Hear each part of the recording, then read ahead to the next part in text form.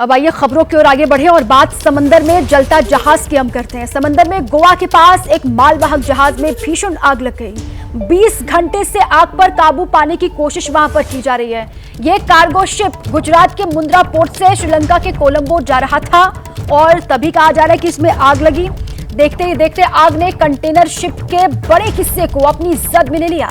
खबर मिलते ही Indian coast guard action में आया और फौरन अपने एयरक्राफ्ट और शिप को आग पर काबू पाने के लिए मौके पर भेजा गया। और जिस वक्त इस कार्गो में आग लगी, इस कार्गो शिप में आग लगी, उस दौरान समंदर में मौसम भी काफी खराब था कहा जा रहा है। और खराब मौसम में ही कोस्ट गार्ड रेस्क्यू ऑपरेशन वहां पर कर रहे हैं। तेज हवाओं और लहरों में जबरदस्त उफान के बीच इंडियन कोस्ट गार्ड ने अपना ऑपरेशन वहां पर जारी रखा हुआ है। गुजरात से श्रीलंका ये कार्गो शिप जा रहा था और अचानक से इसमें आग लगी। आग बुझाने की कोशिश अब भी वहां पर की जा रही है। 20 घंटे का वक्त हो गया है, शिप पर आग बुझाने का काम चल रहा है। कोस्ट गार्ड आग पर काबू पाने में वहां पर लगातार जुटे हुए हैं। तेज हवाओं और लहरों के बीच में ऑपरेशन वहां पर चल रहा है। मौसम खराब है, इस वजह से दिक्कतों का सामना भी करना पड़ रहा है। और देखिए, हमारे साथ न्यूज रूम से मेरे सहयोगी आशीष सिंह भी जुड़े हुए हैं और साथ ही कोस्ट गार्ड के पूर्व प्रवक्ता कमांडेंट आर.के. सिंह भी हमारे साथ हैं। उनसे भी हम बात करेंगे, लेकिन उससे पहले बड़ी खबर से आपको रूबरू करवा दें। देखिए, कोस्ट गार्ड ने आग बुझाने के लिए 3 शिप और एक एयरक्राफ्ट तैनात किया है। खबर यह है कि कार्गो शिप का एक क्रू वहां पर लापता है। बड़ी खबर, कोस्ट गार्ड ने आग बुझाने के लिए 3 शिप और एक एयरक्राफ्ट तैनात किया है वहां पर। खबर ये वहां से सामने आ रही है कि कार्गो शिप का एक क्रू लापता है। इस वक्त की बड़ी जानकारी आपको हम दे रहे हैं। अभी भी जहाज पर आग बुझाने में टीमें वहां पर जुटी हुई है। कार्गो शिप का एक क्रू लापता बताया जा रहा है। आशीष मेरे साथ बने हुए हैं। आशीष, इस खबर को लेकर भी अपडेट कीजिएगा और साथ ही आग को बुझाने में इतना वक्त लग रहा है, क्यों लग रहा है, क्या वजह, और आग किस वजह से लगी, ये भी साफ हो पाया है क्या? आग किस वजह से लगी दीपा, ये तो अभी फिलहाल ना ही प्रायोरिटी में है और ना ही इसको लेकर कोई अभी तक जो क्लैरिटी है वो मिल पाई है। लेकिन वो प्रायोरिटी में इसलिए नहीं है क्योंकि उस पर अभी भी जो 21 क्रू मेंबर्स से 20 क्रू मेंबर्स के साथ में संपर्क किया जा चुका है। एक क्रू मेंबर इस कार्गो वेसल का अभी लापता बताया जा रहा है। जहां तक रही बात की, लगभग आप मान के चलिए 18 से 20 घंटे हो गए हैं इस फायर फाइटिंग को ऑलरेडी करते हुए इंडियन कोस्ट गार्ड द्वारा। लेकिन इन तस्वीरों में साफ दिखाई देगा दर्शकों को कि शिप के एक बीच वाले कुछ कंटेनर्स पे, शिप के हिस्से के बीच वाले कुछ कंटेनर्स पर आग लगी हुई है। उस आग को बढ़ने नहीं दिया गया है, यानी कि जो कोस्ट गार्ड का एफर्ट है, जो 3 शिप्स और साथ ही साथ एक डॉनियर एयरक्राफ्ट लगाकर कोस्ट गार्ड इस आग को बुझाने की कोशिश कर रही है, वो काफी हद तक रंग तो लाया है, लेकिन अभी तक पूरी सफलता नहीं मिली है। वो इसलिए नहीं मिली है क्योंकि इस कार्गो शिप के ऊपर इंटरनेशनल मैरीटाइम डेंजरस गुड्स हैं, यानी कि वो केमिकल्स जो कि आसानी से आग बुझाए नहीं जा सकते अगर उनमें आग लग जाए तो। और अगर उन्हें ठंडा भी कर दिया गया तो फिर जाहिर सी बात है कि कुछ समय बाद, जिसे सिमर करना कहते हैं ना अंग्रेजी में, कि वो भले ही धुआं कम हो जाए लेकिन कुछ समय बाद अचानक से विस्फोट हो जाए या फिर से आग लग जाए। इस वजह से केमिकल्स के ऊपर आग पर काबू पाना बहुत मुश्किल होता है। और जाहिर सी बात है कि न केवल इस तरह से पानी के फव्वारे मारे जा रहे हैं, बल्कि स्पेशलाइज्ड केमिकल फोम इसका इस्तेमाल किया जाता है। तो इसी से दर्शकों को अंदाजा लग जाएगा कि लगभग 18-20 घंटे ऑलरेडी हो चुके हैं और फिर भी जो कुछ कंटेनर्स में आग लगी है वो पूरी तरह से बुझ नहीं पाई है, लेकिन फैलने भी नहीं दिया गया है इंडियन कोस्ट गार्ड द्वारा। और यही वजह है कि शिप अभी भी सेल कर रहा है। अगर इंडियन कोस्ट गार्ड शिप्स और डॉनियर एयरक्राफ्ट से पूरी तरह से काबू में नहीं कर पाते या फिर एक लिमिटेड एरिया में नहीं रख पाते तो बहुत मुश्किल होता। जो अभी क्रू मेंबर्स हैं वो भी उन्हें छोड़ना पड़ता शिप, और साथ ही साथ शिप कंट्रोल में नहीं रहता। ठीक है आशीष जी, आप रहे हमारे साथ। एक और बड़ी खबर है, जिस मालवाहक जहाज में आग लगी है, कोस्ट गार्ड उसे भारत के तट से दूर करने की कोशिश कर रहे हैं, ये खबर है। क्योंकि जहाज में खतरनाक केमिकल, जिसका जिक्र अभी आशीष भी कर रहे थे, खतरनाक केमिकल और 1400 मीट्रिक टन डीजल भरा हुआ है। अगर केमिकल और तेल समंदर में मिल गया तो तटीय इलाकों के लिए खतरा बढ़ जाएगा, जिस वजह से बड़ी खबर सामने आ रही है कि तट से, भारत के तट से दूर करने की कोशिश की जा रही है इस कार्गो शिप को, क्योंकि जहाज में खतरनाक केमिकल, और इसी वजह से आशीष, क्योंकि खतरनाक केमिकल भरा हुआ है, कोई बहुत नुकसान ना हो जाए, जिस वजह से भारत के तट से शिप को दूर किया जा रहा है। 1400 मेट्रिक टन डीजल और ऑयल इस शिप पर अभी भी है। और साथ ही साथ दर्शकों को बता दें कि जैसा कि हमने इससे पहले बताया कि इंटरनेशनल मैरीटाइम डेंजरस गुड ये ऑलरेडी क्लासिफाई किया गया है, जिसे कैटेगराइज किया गया है। अगर इस तरह के आग लगता हुआ शिप वो भी जो डेंजरस गुड के साथ में और 1400 मेट्रिक टन डीजल के साथ में अगर तट के ज़्यादा नज़दीक आ जाए या फिर वहाँ पर सिंक हो जाए तो पूरे पर्यावरण को एक बड़ा नुकसान हो सकता है। और इसीलिए कोस्ट गार्ड ने एडवाइस किया है कि ये शिप तट से थोड़ा दूर जाना शुरू करे, ताकि जो अगर एक रिस्क जो एक प्रिवेंटिव स्टेप जिसे कहते हैं उसके तहत इसे कोस्ट लाइन से तटीय इलाकों से भारत के दूर किया जा रहा है। लेकिन साथ ही साथ कोस्ट गार्ड के तीनों शिप और एयरक्राफ्ट उस पर लगातार आग को काबू पाने की कोशिश कर रहे हैं। और यही वजह है जो मैं पहले बात बता रहा था उसे पूरी कर दूं कि 21 में से एक क्रू मेंबर अभी लापता है, लेकिन 20 अभी भी वहीं पर हैं। वो इसीलिए हैं क्योंकि कोस्ट गार्ड की 3 शिप वहां पर हैं और उन्होंने अश्योरेंस दिया है कि जब भी आपको जरूरत पड़ेगी हम ठीक आपके साथ में चल रहे हैं, आग को काबू पाने की कोशिश कर रहे हैं और जब भी जरूरत पड़ेगी तब आपको तुरंत बचा लिया जाएगा। बिल्कुल ठीक है आशीष। देखिए हमारे साथ कोस्ट गार्ड के पूर्व प्रवक्ता है कमांडेंट आर.के. सिंह, उनसे भी हम बात करेंगे। आशीष, आप सवाल करें सर से और आप जो जानना चाहते हैं वो सवाल आप कर सकते हैं सीधे। बहुत बहुत शुक्रिया कमांडेंट आर.के. सिंह जी, पूर्व प्रवक्ता इंडियन कोस्ट गार्ड, हमारे साथ जुड़ने के लिए। मैं चाहूंगा सर, आप कुछ सालों पहले तक इस तरह के पूरे ऑपरेशंस में इन्वॉल्व रहते थे। मैं चाहूंगा दर्शकों को अगर बता सकें ये कितना खतरनाक हो सकता है। 1400 मेट्रिक टन डीजल ऑयल और जो इंटरनेशनल मैरीटाइम डेंजरस गुड है, यानी कि कई घातक केमिकल्स हैं, ये आग पर काबू पाने के लिए कितना मुश्किल है और ये पर्यावरण के लिए कितना घातक हो सकता है? देखिए, ये एक बहुत बड़ी त्रासदी हो सकती थी।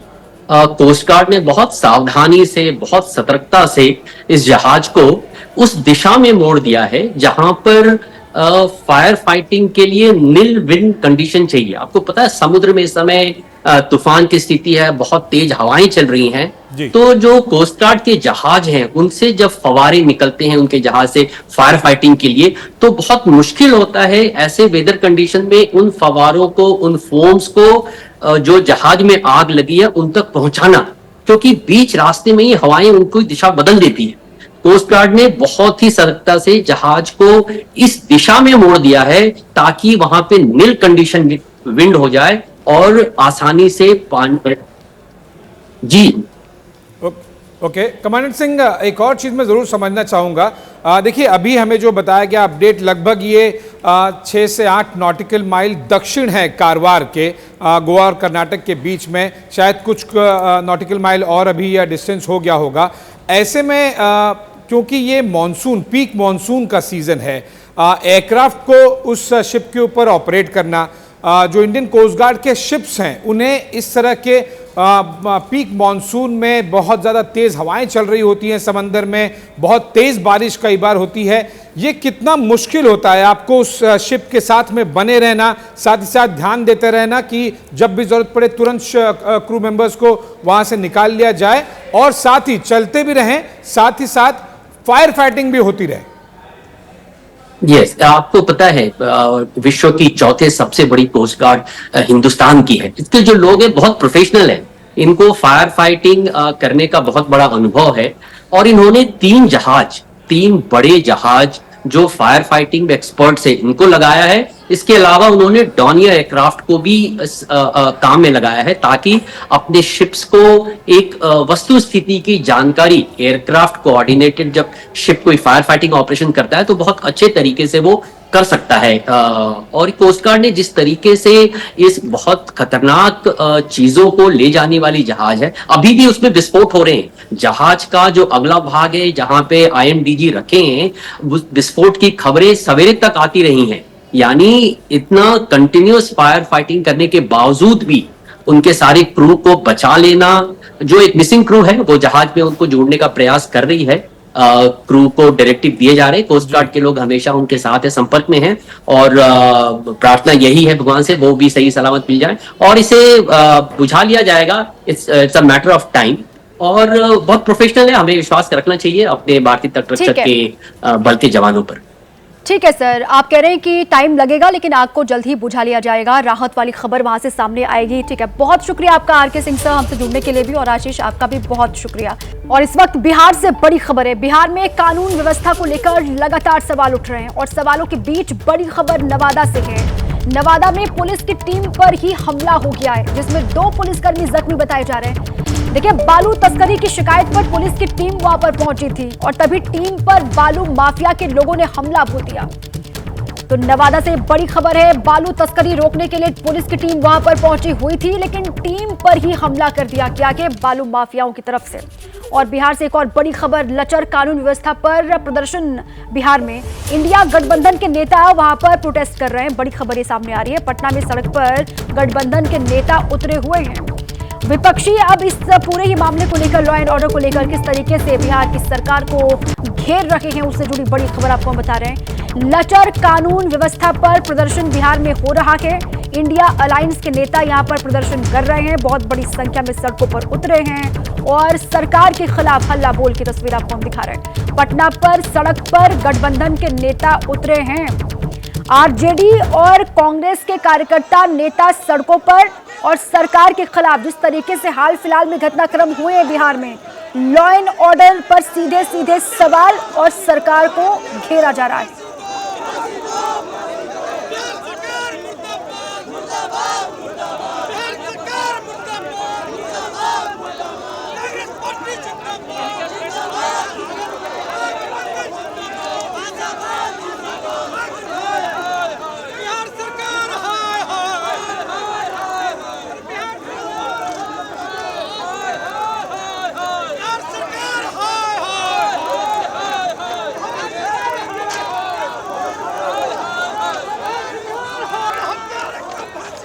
तो बिहार के अलग अलग हिस्सों में लगातार तमाम खबरें सामने आई और उसके बाद अब इस तरीके से सड़कों पर उतरे हुए हैं विपक्ष के नेता। आरजेडी कांग्रेस के ये कार्यकर्ता नेताओं को आप देख रहे हैं, सरकार के खिलाफ नारेबाजी यहाँ पर की जा रही है। लॉ एंड ऑर्डर को सीधे सीधे जो अपराधी है वो चुनौती किस तरीके से दे रहे हैं, अपराध बिहार में कितना बढ़ा है इसी को लेकर वो गुस्से में और सड़कों पर इस तरीके से उतरे हैं, सरकार के खिलाफ नारेबाजी। शशांक मेरे सहयोगी जुड़ चुके हैं मेरे साथ। शशांक, ये अब विपक्ष के नेता हैं जो सड़कों पर उतरकर सरकार के खिलाफ प्रोटेस्ट कर रहे हैं, लॉ एंड ऑर्डर को लेकर, तस्वीर दिखाइए। बिल्कुल, पटना में इस वक्त हम डाकबंगला चौराहा के पास है। पटना को सड़कों पर महागठबंधन के नेता कार्यकर्ता उतर गए हैं। बिहार में जो कानून व्यवस्था चरमरा गई है उसी के खिलाफ ये लोग प्रतिरोध मार्च निकाल रहे हैं, लेकिन नेता प्रतिपक्ष तेजस्वी यादव इसमें मौजूद नहीं है, बिहार से बाहर हैं ऐसा बताया जा रहा है। बिहार कांग्रेस अध्यक्ष अखिलेश सिंह हैं, आरजेडी के वरिष्ठ नेता भोला यादव हैं, सीपीआई विधायक दल के नेता महबूब आलम है। आप लोग मार्च निकाल रहे हैं बिगड़ती कानून व्यवस्था के खिलाफ में, मांग क्या है? देखिए, इस तरह से अपराध की घटनाएं जो बेतहाशा बढ़ रही है, अपराधियों के हौसले बुलंद है, सामंती अपराधियों का जो हौसला सर चढ़ के बोल रहा है, दलितों के हाथ काटे जा रहे हैं, उनके मुंह में पेशाब किया जा रहा है, अल्पसंख्यकों पर हमला हो रहा है, बच्चों और लड़कियों का बलात्कार हो रहा है। ऐसी हालत में नीतीश कुमार आप खामोश है, आपको जवाब देना होगा। तेजस्वी कहाँ है? तेजस्वी जी छोड़िए ना, हम लोग हैं ना सड़क पर, हम लोग है, जनता का सम्मान कीजिए, नेगेटिव सवाल मत कीजिए। अच्छा ये बताइए कि नीतीश के पास गृह विभाग है, क्या संभाल नहीं रहा है उनसे? बिल्कुल नहीं संभाला, पूरा प्रशासन को नीतीश कुमार ने गिरवी रख दिया है, चाहे सुशासन हो चाहे प्रशासन हो। नीतीश कुमार को देखा आपने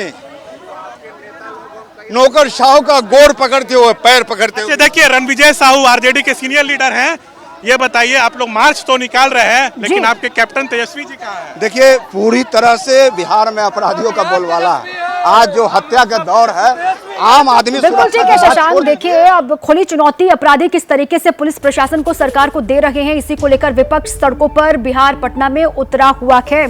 शुक्रिया आपका पूरी जानकारी के लिए। और चलिए बुलेटिन की शुरुआत करेंगे इस वक्त की बड़ी खबर के साथ। मुंबई में बारिश जानलेवा साबित हो रही है। मुंबई के ग्रांट रोड में जर्जर इमारत की बालकनी का हिस्सा गिर गया है। रेलवे स्टेशन के पास ये बिल्डिंग है। बिल्कुल, फायर ब्रिगेड के मुताबिक कुछ लोग बल्बे में दबे हो सकते हैं। तो बारिश का कहर मुंबई में, बिल्डिंग का एक हिस्सा गिरा। बाकी की डिटेल्स हमारे सहयोगी मृत्युंजय सिंह फोन लाइन पर मौजूद हैं। मौके पर क्या अपडेट है हादसे में? एक मौत की बड़ी खबर आ रही है जो इस वक्त स्क्रीन पर दिखाई दे रही है। अभी ताजा हालात क्या हैं हम समझेंगे मृत्युंजय से। मृत्युंजय, बिल्कुल, देखिए मुंबई का ग्रांट रोड रेलवे स्टेशन है। ग्रांट रोड रेलवे स्टेशन के पास ही ये 4 मंजिला इमारत है।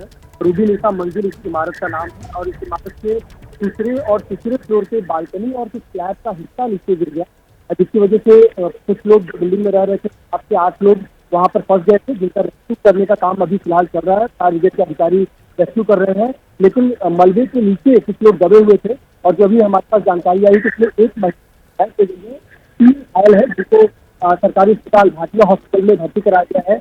नजदीक का हॉस्पिटल है भाटिया हॉस्पिटल, वहाँ भर्ती कराया गया है। एक महिला की मौत हुई है, 3 घायल हैं। ये जो इमारत है काफी पुरानी जर्जर इमारत थी, इसे महाड़ा की तरफ से बिल्कुल मृत्युंजय, और ये पहली बार नहीं है, लेकिन इस बार तस्वीर है ये रेलवे रोड की। मुंबई में बिल्डिंग का एक हिस्सा बालकनी गिरने से फिलहाल ताजा अपडेट ये है कि एक महिला के मौत की खबर आ रही है। शुक्रिया मृत्युंजय जानकारी के लिए।